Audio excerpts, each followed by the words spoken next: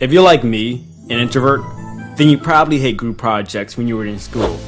You could be sitting in the middle of class minding your own business until you heard a teacher say, "Alright class, we're going to work on a writing assignment.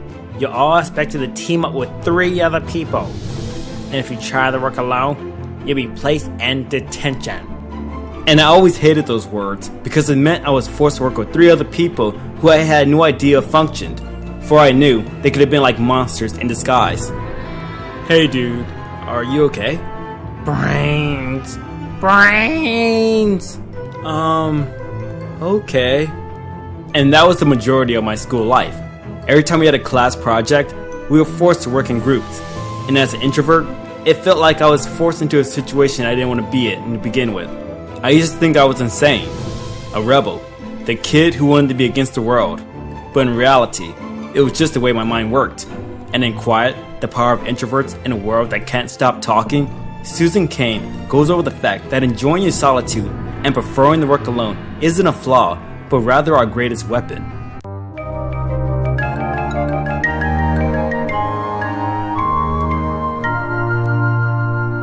It's okay to work alone. Like, seriously. I think since I was a child, I was taught that teamwork was the most important thing in the world.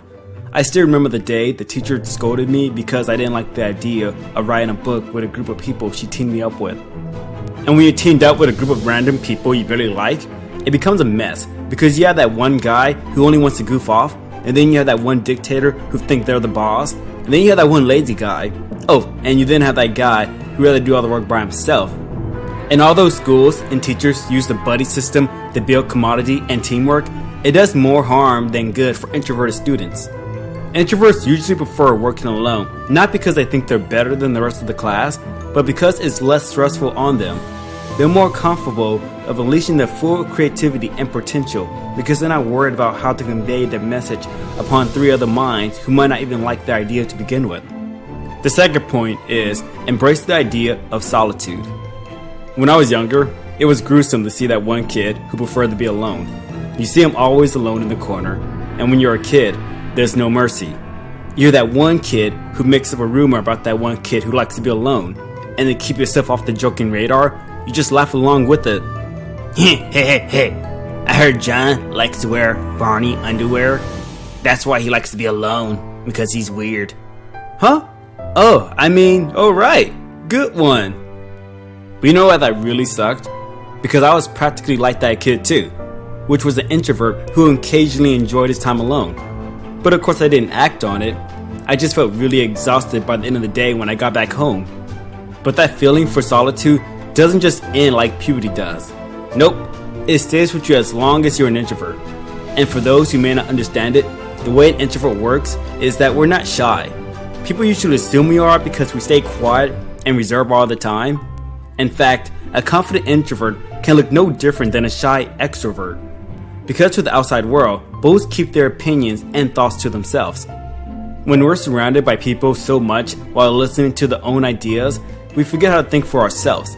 We forget what little ideas that may be creeping in our heads and what we actually want to be when we grow up.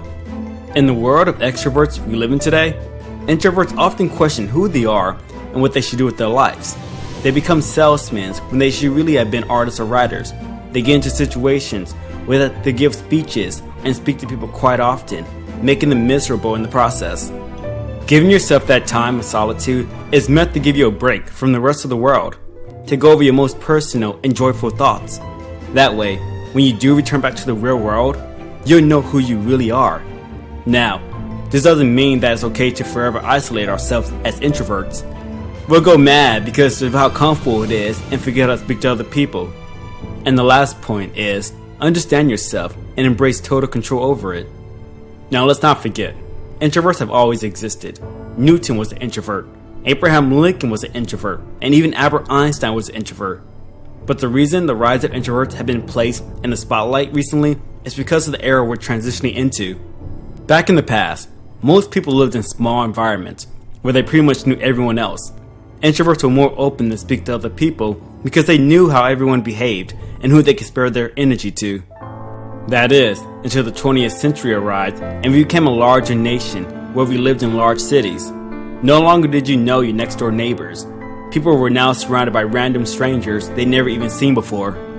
And although extroverts still have the natural ability to get past it, it really caused many introverts to freak out.